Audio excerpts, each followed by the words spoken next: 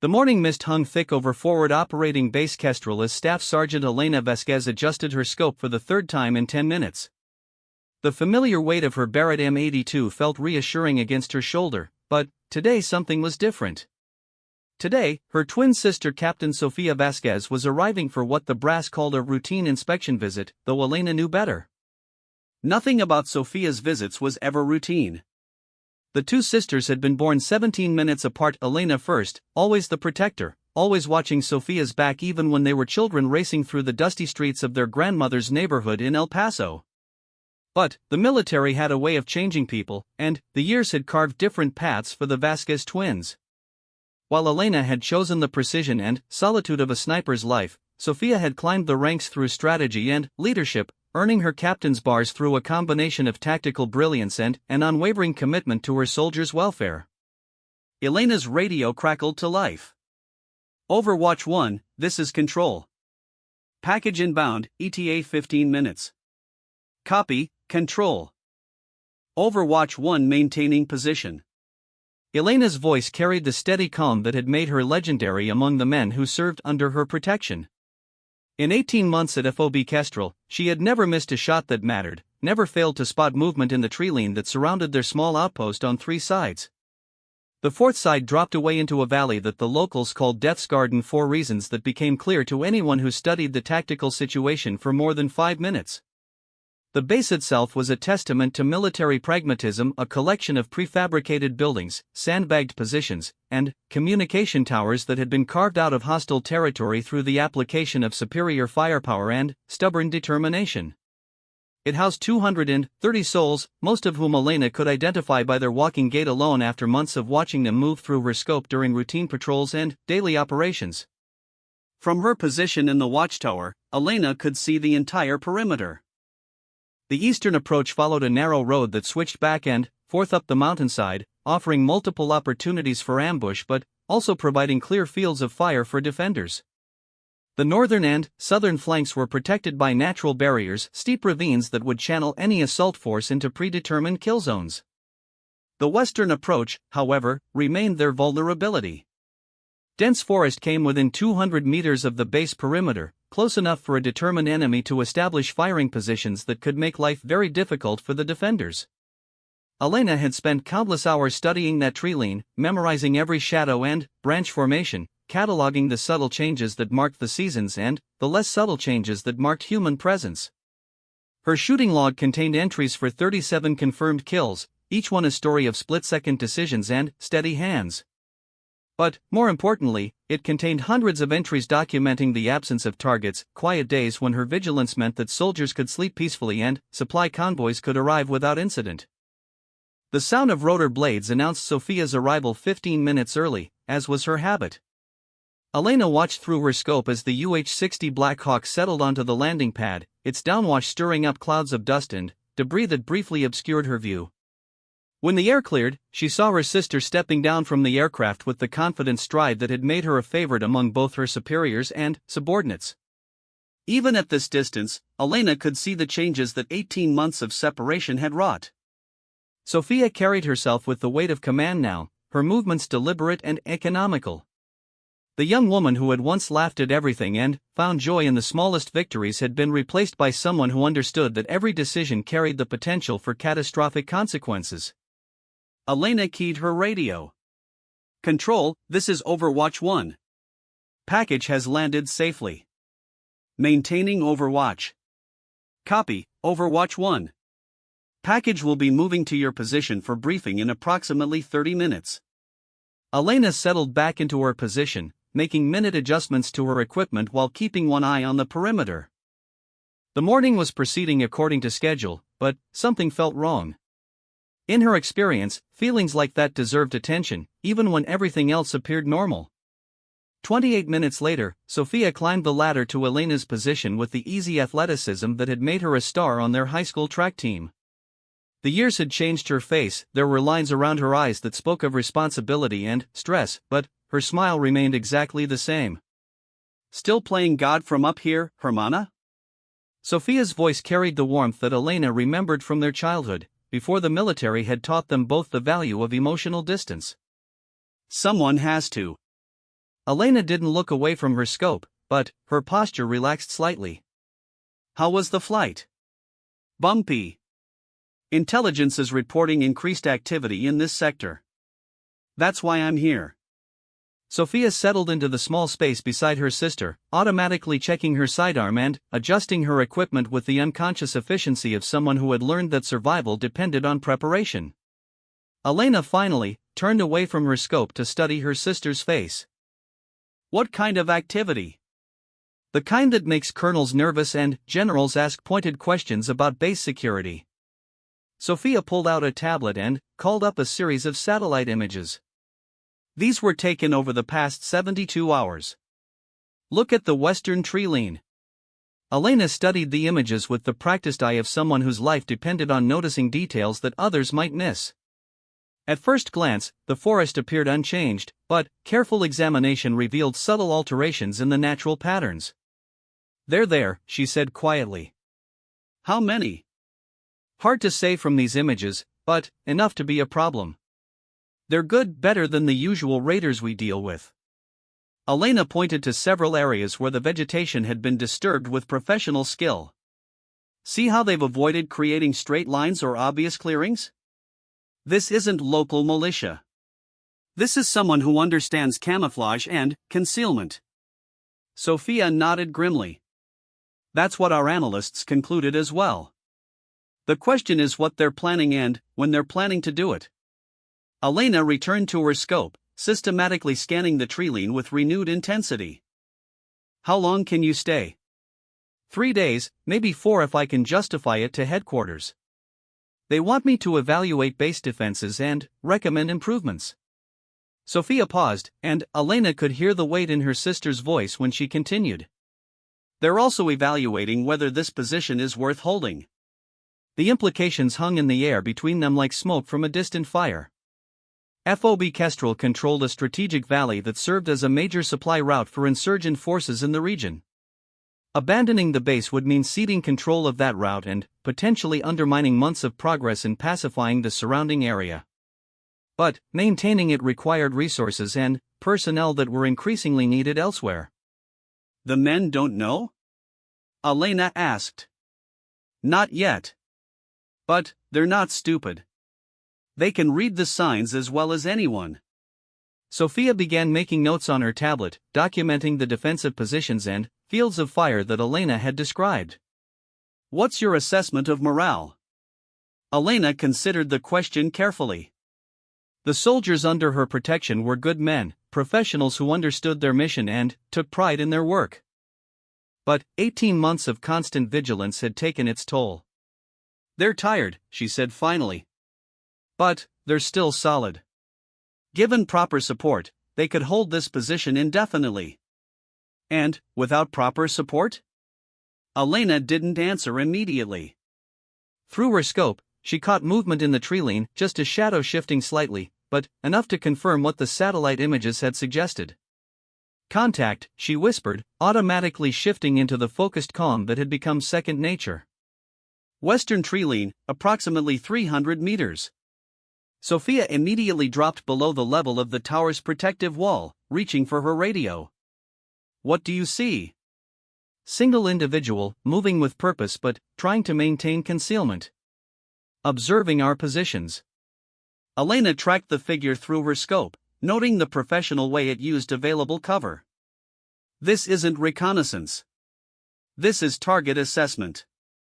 For the next 20 minutes, Elena watched as the figure systematically studied the base's defenses, paying particular attention to the guard towers and heavy weapon positions. The observer displayed a level of tactical knowledge that confirmed her earlier assessment. This was no amateur operation. When the figure finally withdrew, melting back into the forest with the same skill it had demonstrated throughout the observation, Elena lowered her rifle and turned to her sister. They're planning something for tonight. Sophia was already coordinating with base command, speaking in the clipped, efficient tones that Elena remembered from their childhood games of war. But this wasn't a game, and the stakes were measured in lives rather than points. Alert status is being raised to DEFCON 2, Sophia reported when she finished her radio conversation. All patrols are being recalled, and additional sentries are being posted. The colonel wants to see us both for a complete briefing. Elena began securing her equipment, performing the ritual checks that had become automatic after so many months in the field. They'll hit us just before dawn, she said with the certainty of someone who had studied enemy tactics until they became predictable. Maximum darkness, but early enough to have daylight for extraction if things go wrong. How can you be so certain?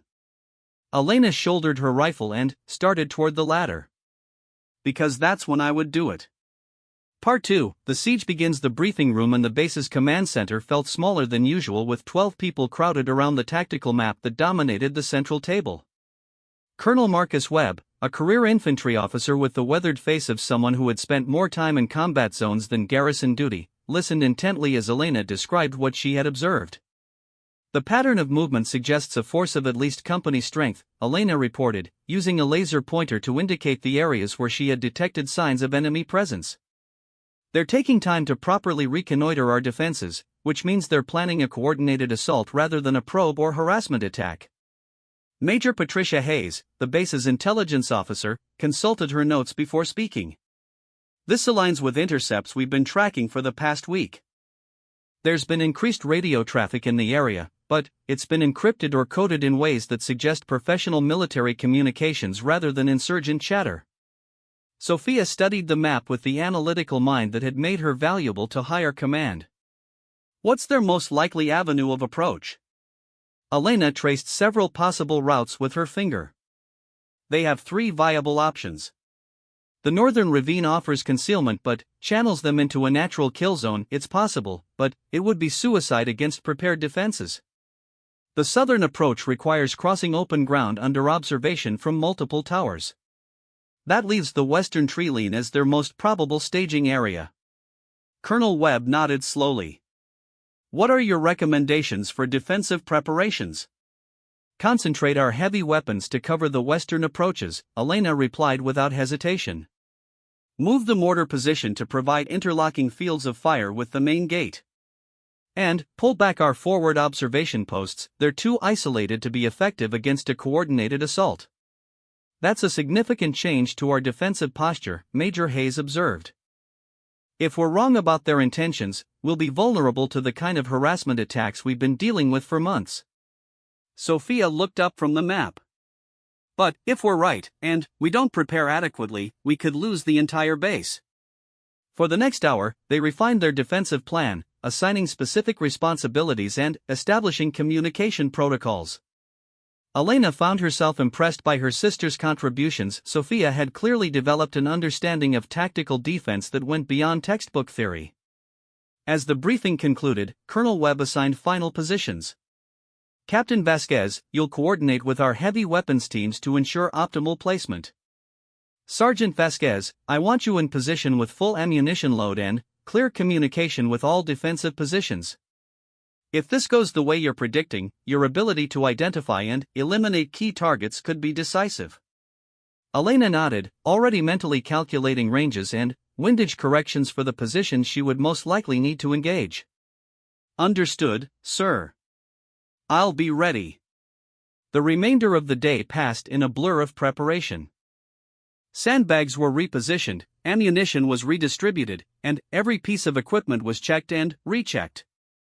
The base transformed from its normal operational status to a fortress prepared for siege. Elena spent the time refining her firing positions and updating her range cards, while Sophia worked with the command staff to coordinate communication protocols and casualty evacuation procedures. As evening approached, Elena took her position in the main watchtower, now reinforced with additional armor plating and equipped with night vision devices that would allow her to maintain surveillance throughout the coming darkness. Sophia had established herself in the command bunker, where she could monitor communications and coordinate the defensive response. The sunset painted the western mountains in shades of red and gold that would have been beautiful under different circumstances. As darkness fell, Elena switched to her night vision scope and began the methodical process of scanning the perimeter for signs of enemy movement. At 2,147 hours, she detected the first indication that her predictions had been accurate. A brief flash of infrared light, quickly suppressed, indicated someone using night vision equipment in the tree line. Over the next 30 minutes, she identified at least 6 similar signatures, suggesting a force that was both substantial and well-equipped. Elena keyed her radio with a double-click, the pre-arranged signal indicating enemy contact. Throughout the base, soldiers settled into fighting positions with the quiet efficiency of professionals who had trained for this moment countless times. At 0347 hours, the attack began. The first indication was not gunfire but the distinctive whistle of incoming mortar rounds. Elena had time to shout a warning before the first explosions bracketed the main generator building, plunging sections of the base into darkness and chaos. The enemy had clearly studied their target well enough to know which systems would cause maximum disruption. Overwatch 1, this is Control. Report status. Sophia's voice came through the radio with the steady calm of someone who had learned to function under pressure. Control, Overwatch 1. Multiple contacts in the western treeline, estimated company strength with heavy weapons support. They're good, Hermana. This isn't going to be easy. Elena was already tracking movement through her night vision scope, identifying the muzzle flashes that marked enemy firing positions. The enemy assault developed with textbook precision. Suppressive fire from multiple positions kept the defenders' heads down while assault teams moved forward under cover of darkness. Elena could see the plan unfolding, a classic infantry attack designed to overwhelm defensive positions through superior firepower and aggressive maneuvering. But the attackers had made one crucial error in their intelligence gathering. They had observed Elena's position but failed to fully appreciate what a skilled sniper could accomplish with proper fields of fire and advance preparation. As the first assault team broke cover to advance across the open ground between the treeline and the base perimeter, Elena began the methodical work that had made her legendary. Her first shot took down what appeared to be a squad leader, identifiable by his position and the way other figures oriented toward him. The shot was fired at a range of 412 meters with a 15-knot crosswind from the southeast, conditions that Elena had anticipated and prepared for throughout the day. The enemy response was immediate and professional. Suppressive fire converged on her position while the assault teams adjusted their approach to account for the sniper threat. But Elena had spent months preparing for exactly this scenario, and her position offered multiple firing angles and concealed movement routes that allowed her to continue engaging targets while avoiding concentrated enemy fire. Over the next 20 minutes, Elena's precision fire disrupted 2 separate assault attempts. Each shot was carefully planned and executed, targeting enemy leaders and heavy weapons teams with the clinical efficiency of someone who understood that every bullet mattered. But the enemy was learning from each failed assault, and their return fire was becoming increasingly accurate. Control, Overwatch 1. I'm taking heavy fire and will need to displace soon. Enemy is adapting faster than expected. Elena punctuated her radio call with another carefully aimed shot that silenced a machine gun position that had been raking the main gate. Copy, Overwatch 1. Can you continue to provide fire support from alternate positions? Elena was already moving, gathering her essential equipment while scanning for her next firing position. Affirmative, but they're learning our defensive layout. This attack is a probe, they're gathering intelligence for the main assault. Sophia's voice carried new urgency. What do you mean? They're testing our responses, measuring our capabilities, identifying our key defensive positions. Elena settled into her secondary position and immediately resumed scanning for targets. This isn't their real attack. This is reconnaissance by fire. As if to confirm Elena's assessment, the enemy assault suddenly broke off. Within minutes, the treeline fell silent except for the occasional crack of a sniper rifle as enemy marksmen covered their withdrawal. The base's defenders maintained their positions, but the immediate threat had passed. Elena counted 7 confirmed kills and estimated at least 12 wounded among the enemy force. For a standard defensive engagement, those numbers would represent a clear victory. But she knew that the enemy had accomplished their primary objective. They now understood exactly how the base would respond to attack. Control, this is Overwatch 1. Enemy has withdrawn, but we need to assume they'll be back.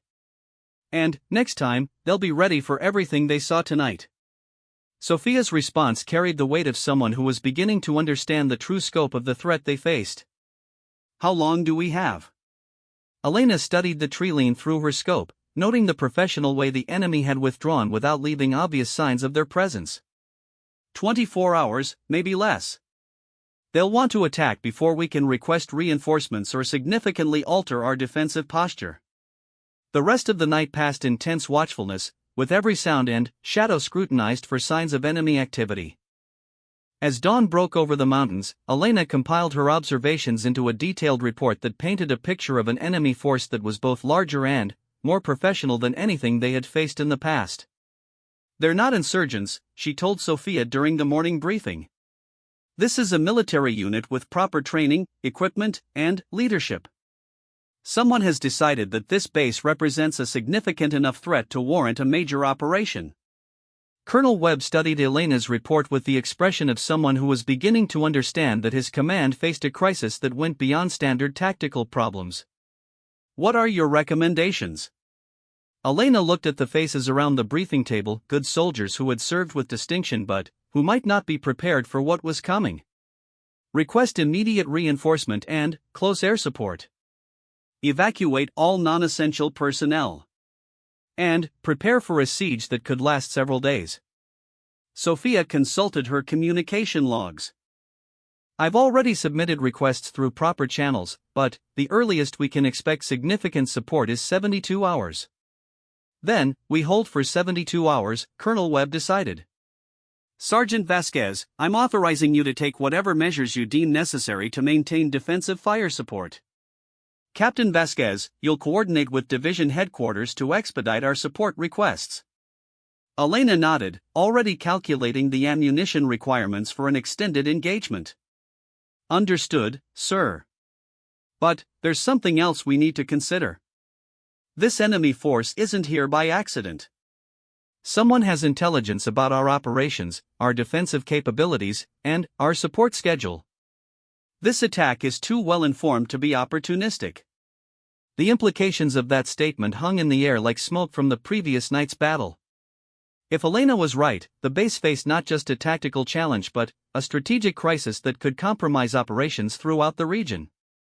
"We'll address intelligence concerns after we survive the next 24 hours, Colonel Webb said grimly. "Right now, our priority is preparing for the main assault." Part 3, The Last Stand. The second attack came 18 hours later, just as Elena had predicted, but with an intensity and coordination that exceeded her most pessimistic estimates. At 0130 hours, the base's perimeter sensors detected movement on all three approaches simultaneously, a clear indication that the enemy had committed significant resources to what they intended to be a decisive assault. Elena had spent the intervening hours preparing defensive positions with the meticulous attention to detail that had kept her alive through 18 months of combat operations. Her primary position in the main watchtower had been reinforced with additional armor and equipped with pre-positioned ammunition supplies. Secondary and tertiary positions had been prepared throughout the base, each offering specific fields of fire and concealed movement routes that would allow her to continue operating even under concentrated enemy fire. But, as she watched the enemy assault develop through her night vision scope, Elena realized that all of her preparations might not be sufficient. The attacking force had grown from company to battalion strength, suggesting that someone had made a strategic decision to eliminate FOB Kestrel regardless of cost. "Control, this is Overwatch 1.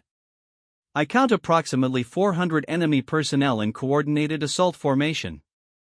They have heavy weapons support and what appears to be professional military leadership. This is not a raid, this is an invasion." Elena's voice carried the steady calm of someone who had accepted that the next few hours would determine not just the fate of the base but the lives of everyone defending it. Sophia's response came through the radio with new urgency. "Copy, Overwatch 1. Support requests have been escalated to division level, but the earliest we can expect relief is 36 hours. Can we hold that long?" Elena was already engaging targets at the maximum effective range of her rifle, systematically disrupting the enemy's assault formations before they could reach the base's outer perimeter. "We're about to find out." The enemy's plan unfolded with the precision of a military operation that had been rehearsed and refined. Mortar fire targeted the base's communication center and heavy weapons positions while assault teams advanced under cover of darkness. But, this time, they had adapted their tactics to account for Elena's demonstrated capabilities, employing counter-sniper teams and suppressive fire that forced her to constantly change positions. Elena's first indication that this assault would be different came when her primary position took concentrated fire from at least 3 enemy marksmen. The level of coordination and the accuracy of their fire suggested professional military training rather than the improvised tactics she had encountered in previous engagements. Control, I'm taking heavy counter-sniper fire and will need to displace. Enemy has at least 3 marksmen specifically targeting my positions.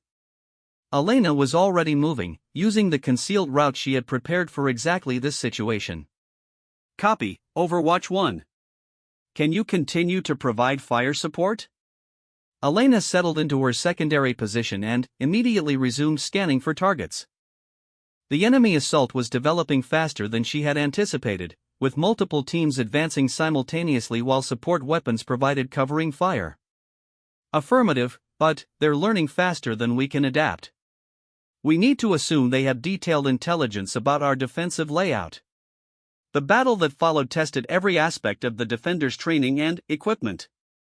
Elena found herself engaged in a deadly game of movement and counter-movement, using her knowledge of the base's layout to stay ahead of the enemy marksmen who were systematically hunting her.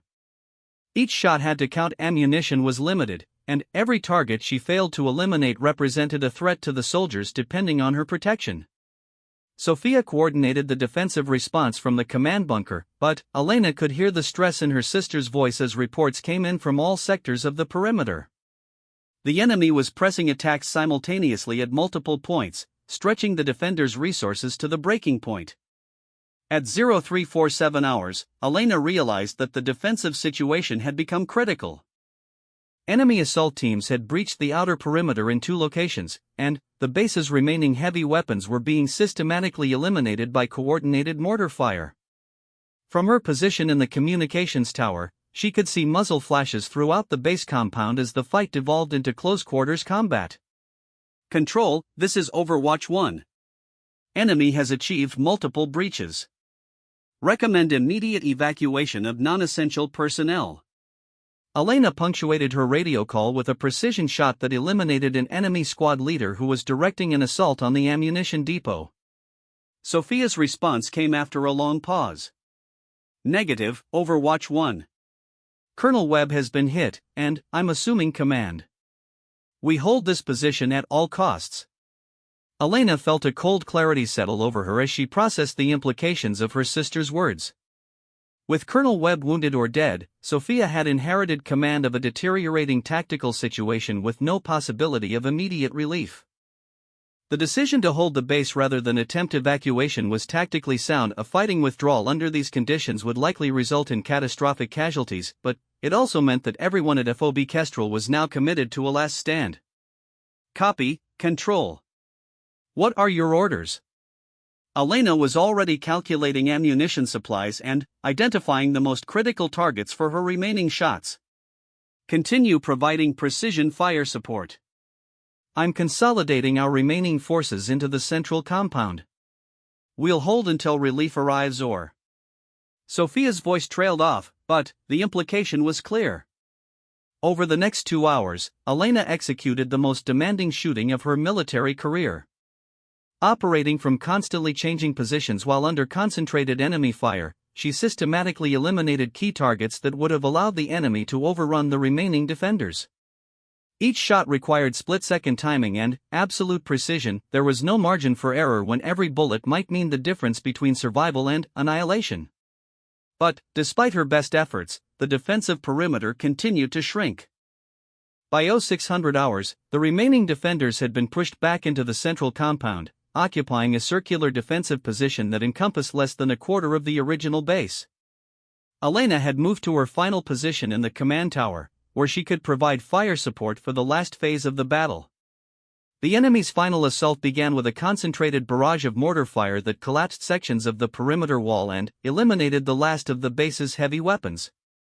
Elena watched through her scope as enemy assault teams prepared to advance across the remaining open ground, a distance of less than 100 meters that represented the difference between survival and capture. Control, this is Overwatch 1. Enemy is massing for final assault. I count approximately 150 personnel in assault formation. Elena's voice remained steady despite the fact that she could see enemy marksmen positioning themselves to eliminate her as soon as she began firing. Sophia's response carried the weight of someone who understood that the next few minutes would determine the fate of everyone under her command. Copy, Overwatch 1. What's your assessment? Elena studied the tactical situation with the analytical mind that had made her an effective sniper. The remaining defenders were outnumbered by at least 5 to 1, low on ammunition, and occupying positions that offered limited protection against the coordinated assault that was about to begin. Under normal circumstances, the tactical situation would be classified as hopeless. But Elena had never accepted normal circumstances as a limitation on what could be accomplished through skill, determination, and absolute commitment to the mission. Control, I can disrupt their assault formation if I can eliminate key leadership targets. But I'll need to expose my position to concentrated fire. Once I begin shooting, they'll have me triangulated within minutes. Sophia's voice carried new urgency. Can you buy us time for the relief force to arrive? Elena checked her ammunition supply and calculated the number of precision shots she could realistically execute before enemy return fire made her position untenable. How much time do you need? 20 minutes. Maybe 30 if we're lucky. Elena settled into her final firing position and began the methodical process of identifying the most critical targets in the enemy assault formation. 20 minutes represented perhaps 40 shots under ideal conditions, but she would be operating under concentrated enemy fire against targets who would be actively trying to eliminate her. Copy, Control. Beginning engagement now. Tell the men to make every shot count. Elena's first shot eliminated an enemy officer who was directing the assault formation from a position behind a damaged vehicle. The shot was fired at a range of 270 meters in a 15-knot crosswind, conditions that she had compensated for automatically after months of practice under similar circumstances. The enemy response was immediate and overwhelming. Concentrated fire from multiple positions converged on the command tower while the assault teams adjusted their formation to account for the sniper threat. But Elena had spent months preparing for exactly this scenario, and her position offered limited concealment opportunities that allowed her to continue engaging targets while avoiding the worst of the enemy fire. For the next 18 minutes, Elena conducted a precision shooting exhibition that would have been remarkable under training conditions and was extraordinary under combat stress. Shot after shot found its mark, eliminating enemy leaders, heavy weapons teams, and key personnel with the clinical efficiency of someone who understood that every bullet represented lives saved among the defenders. But the enemy was learning from each shot, and their return fire was becoming increasingly accurate. At 0624 hours, Elena felt the impact as a round struck the armor plating inches from her head, filling her scope with fragments and temporarily disrupting her vision. Control, this is Overwatch 1. I'm taking heavy fire and have equipment damage. How much more time do you need? Sophia's response came through static-filled radio communication that suggested the command bunker was also under fire. Relief forces inbound, ETA 8 minutes. Can you hold? Elena wiped blood from her face where fragments had caused minor cuts and returned to her scope. 8 minutes represented perhaps 16 more shots, enough to significantly disrupt the enemy assault if she could maintain accuracy while under concentrated fire. Affirmative, Control. 8 minutes. Elena's final shooting sequence represented the culmination of everything she had learned during 18 months of combat operations. Despite equipment damage, physical stress, and overwhelming enemy fire, she continued to place precision shots that eliminated key targets and disrupted the enemy's assault formation. At 0631 hours, the distinctive sound of rotor blades announced the arrival of the relief force. Elena watched through her damaged scope as attack helicopters swept down from the mountains, their weapons systems immediately engaging the enemy forces that had been attempting to overrun the base. The enemy's withdrawal was as professional as their assault had been. Within minutes of the helicopter's arrival, they had broken contact and melted back into the surrounding terrain with the skill of soldiers who understood that remaining in contact with superior air power would be suicidal. Elena lowered her rifle and keyed her radio for the final time. Control, this is Overwatch 1. Enemy has broken contact. Relief force is on station. Mission accomplished. Sophia's voice came through the radio with relief that was audible even through the static. Copy, Overwatch 1. Outstanding work, Hermana. Outstanding work. Elena began the process of securing her equipment and preparing to descend from her position. Around the base, the remaining defenders were emerging from their fighting positions to assess the damage and tend to the wounded. The cost of holding FOB Kestrel had been high. Elena could see that from the reduced number of soldiers moving through the compound, but they had achieved their objective. As she climbed down from the command tower, Elena found Sophia waiting for her at the base of the ladder. Her sister's face showed the strain of the past 24 hours, but her smile was exactly the same as it had been when they were children. The man who destroys his weak self can never be destroyed by others, Sophia said quietly, repeating words their grandmother had spoken to them years earlier when they were struggling with the challenges of military training. Elena nodded, understanding both the reference and its application to what they had just experienced. The battle for FOB Kestrel had been won not through superior numbers or equipment, but through the willingness of individual soldiers to push beyond their perceived limitations when the mission demanded extraordinary performance. How many? Elena asked, though she already knew from the faces around her that the cost had been significant. 18 Kia, 37 wounded. But we held.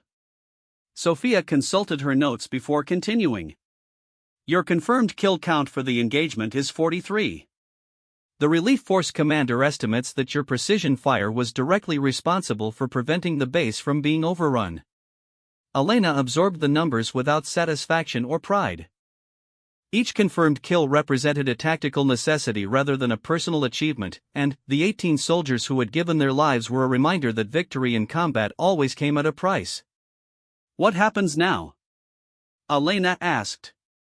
Sophia looked around the damaged base, noting the destroyed buildings and equipment that would need to be replaced before FOB Kestrel could return to full operational status.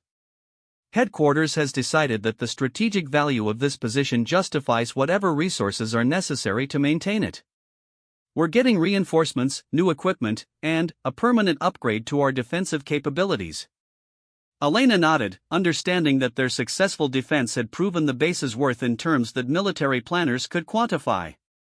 But she also understood that the enemy's willingness to commit significant resources to eliminate the position suggested that future attacks were inevitable. And us? She asked. Sophia smiled, and for a moment the weight of command lifted from her features. We've been reassigned. Together. Division wants us to establish similar defensive protocols at other forward positions throughout the region. Elena felt a satisfaction that had nothing to do with personal achievement and everything to do with the knowledge that their experience at FOB Kestrel would help protect other soldiers in similar situations. The lessons learned during the siege about preparation, coordination, and the willingness to sacrifice personal safety for mission success would be applied wherever they were needed. As the relief force began the process of evacuating casualties and resupplying the base, Elena took one final look at the command tower where she had spent the most demanding hours of her military career. The position was scarred by enemy fire and would need significant repairs, but it remained standing, a testament to the engineers who had designed it and the soldiers who had defended it. Ready to go save someone else's base? Sophia asked, shouldering her equipment pack. Elena adjusted her rifle sling and checked her gear with the automatic precision of someone who understood that preparation was the foundation of professional competence. Ready when you are, Hermana. As they walked toward the helicopter that would carry them to their next assignment, Elena reflected on the lessons that the siege of FOB Kestrel had taught her. The enemy had been professional, well-equipped, and numerically superior. Under normal circumstances, they should have succeeded in overrunning the base and eliminating its defenders. But they had failed to account for the human factor, the willingness of individual soldiers to exceed their perceived limitations when the mission demanded extraordinary performance. Elena's grandmother had been right, the man who destroys his weak self can never be destroyed by others. The same principle applied to military units that learn to function as integrated teams where individual excellence combined to create collective capability that exceeded the sum of its parts. The helicopter lifted off from FOB Kestrel as the sun reached its zenith over the surrounding mountains. Elena watched through the aircraft's window as the base grew smaller in the distance, noting the defensive positions that had been prepared with such care and defended with such determination. Somewhere in the treeline below, enemy forces were undoubtedly analyzing their failure and planning new approaches for future operations. But Elena was confident that the lessons learned during the siege would be passed on to the soldiers who would continue to defend the position. The fight for FOB Kestrel was over, but the larger mission continued. Elena checked her equipment one final time and settled back into her seat, ready for whatever challenges lay ahead. In 18 months of combat operations, she had learned that every position could be held if the defenders were willing to pay the price that victory demanded. Her grandmother's words echoed in her mind as the helicopter carried them toward their next assignment: the man who destroys his weak self can never be destroyed by others. It was a lesson that applied to individuals and institutions alike, and one that Elena intended to carry forward regardless of where the mission might lead. Behind them, FOB Kestrel continued its mission of controlling the strategic valley, defended by soldiers who understood that some positions were worth holding regardless of cost. Elena's final gift to those defenders was the knowledge that even against overwhelming odds, professional competence and individual courage could achieve victory when combined with the willingness to sacrifice personal safety for mission success. The story of FOB Kestrel would be recorded in official reports and tactical analyses, but its real legacy lay in the lessons that would be applied at other forward positions throughout the region. Elena and Sofia had proven that twin sisters who understood each other's capabilities could function as an integrated team that exceeded the sum of their individual parts.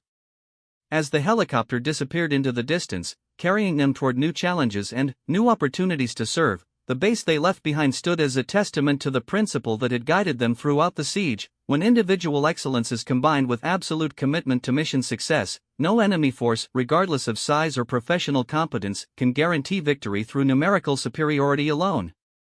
The weak self that their grandmother had spoken of was not physical weakness or lack of courage, but the tendency to accept limitations as permanent rather than challenges to be overcome. Elena had destroyed that weak self through 18 months of demanding service that had taught her to exceed her perceived limitations whenever the mission demanded extraordinary performance. Sofia had learned the same lesson through the assumption of command responsibility under the most demanding circumstances possible. Together, they had demonstrated that the bond between sisters could become a force multiplier that allowed them to achieve tactical objectives that would have been impossible for either one operating alone. The siege of FOB Kestrel was over, but its lessons would continue to influence military operations throughout the region.